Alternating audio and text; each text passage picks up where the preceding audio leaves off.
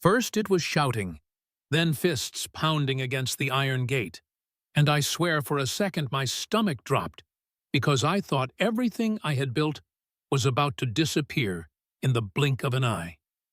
3 years of work, 20 grand worth of cameras and gear, my contracts, my sanity.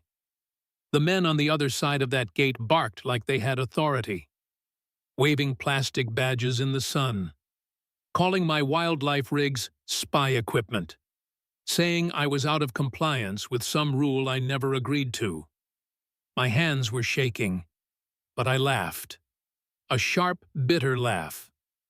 Because none of this was normal, and I knew deep down this wasn't some misunderstanding. This was war. And the woman pulling the strings was Donna Harper, president of the HOA. I'd poured everything I had into that little stretch of land by the lake.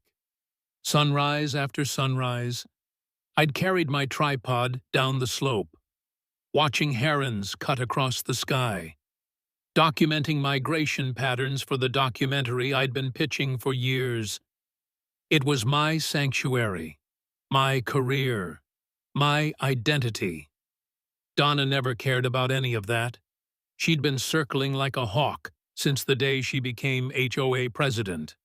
And now she thought she had me cornered. These 3 goons in tactical vests weren't neighbors. No one here wore uniforms on a Saturday morning. They were props in her theater of power, stomping up to my fence like they owned the ground beneath their boots. The ringleader, a heavy-set guy who introduced himself as Mike, announced that I was running an unauthorized business on HOA-controlled property. He smirked, his buddies flanking him, while I stood there behind my gate with a knot in my chest. "Show me the paperwork," I told him, sliding my official permit through the bars. "State authorization, Department of Natural Resources, educational filming. This says I belong here." His eyes flickered when he read it, the confidence draining from his face. But instead of backing down, he leaned closer, voice low, promising things would escalate if I didn't comply. I bolted the gate, pulled out my phone, and kept laughing, because I knew the real cops would love to meet the fake ones. But Donna didn't stop at intimidation. Hours later, my phone buzzed with her number. Her voice oozed fake sweetness that made my skin crawl. She talked fast, sliding between HOA jargon and sales pitches, like she'd rehearsed this monologue 100 times. Then she sent me a brochure, my lakefront plastered with archways, flower arrangements, a staged wedding scene, my sanctuary. The place where I tracked endangered birds had been photoshopped into her glossy wedding venue. That's when the air left my lungs. This wasn't just about control. This was a hostile takeover, and I was standing in the way of her cash cow. Over the next week, the whispers started. A website popped up under my name, full of doctored photos accusing me of spying on neighbors. It looked professional, slick headlines, fake timestamps, even claims about kids being filmed at night. My coffee went cold as I scrolled through it, rage building in my chest. Then came the call from the Nature Foundation, the very people who'd backed my project, asking if I'd been misusing my equipment. My heart sank. Donna's lies weren't just noise. They were working. That night I sat by the water, head in my hands, staring at the reflection of my cameras in the lake. For the first time in years, I thought about walking away. Maybe she was too strong. Maybe the HOA machine was bigger than me. If the community believed her lies, if funders pulled the plug, what would I have left? I wasn't just tired. I was hollow.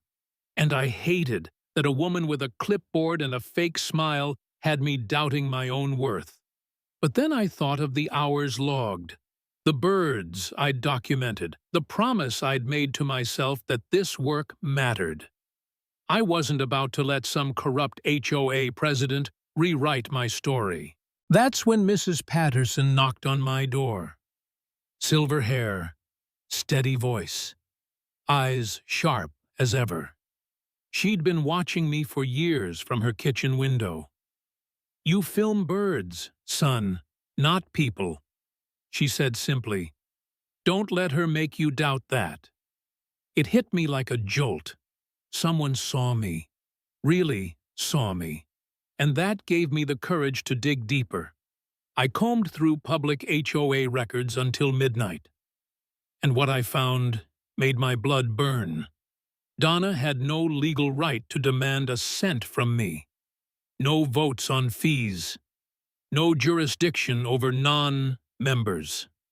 No authority to bulldoze my life.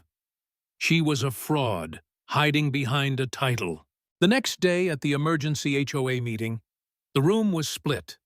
Donna marched up front with her PowerPoint full of red letters and ominous graphics about privacy invasion. She was a preacher in her pulpit, stoking fear. I waited, laptop under my arm, until finally I was allowed to speak. I dimmed the lights and projected 20 minutes of footage. Great blue herons lifting from the reeds, cranes tracing the horizon, ducks cutting across morning mist. The room went silent. People leaned forward, jaws slack, some with tears in their eyes. When the lights came back on, you could feel the shift. A retired attorney stood up, his voice calm but cutting. "Donna, show us the minutes where these fees were approved. Show us where the board voted." She stammered. She had nothing. Her mask cracked, and everyone saw what I had been fighting against. But Donna wasn't the type to lose gracefully. A few nights later, my motion sensors lit up at 2:15 a.m. I flipped on the feed and froze.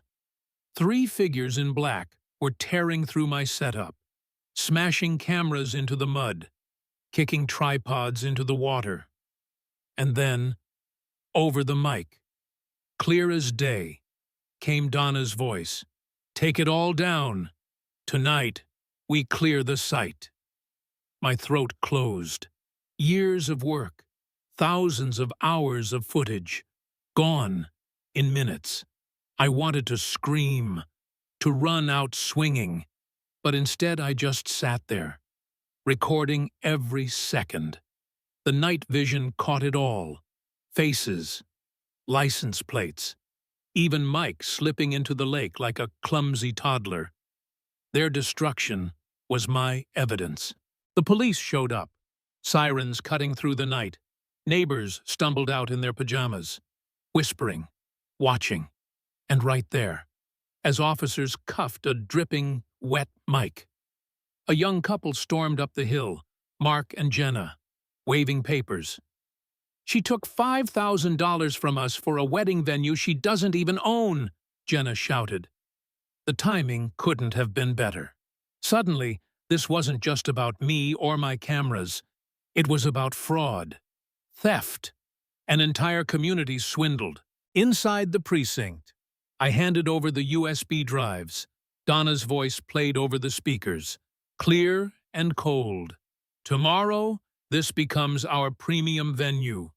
His contract means nothing." The detectives exchanged looks. This wasn't HOA business. This was organized crime. And when the FBI got involved, pulling up interstate deposits, fraudulent contracts, and months of planning emails, I realized she hadn't just come for me. She'd been running this racket across counties, targeting anyone who stood in her way. The courtroom was packed the day her case came to trial.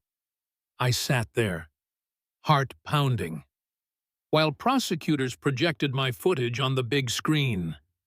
First, the birds, majestic, irrefutable proof of what I'd been doing. Then, the sabotage, Donna's voice calling the shots as her crew tore through my gear. Gasps rippled through the room.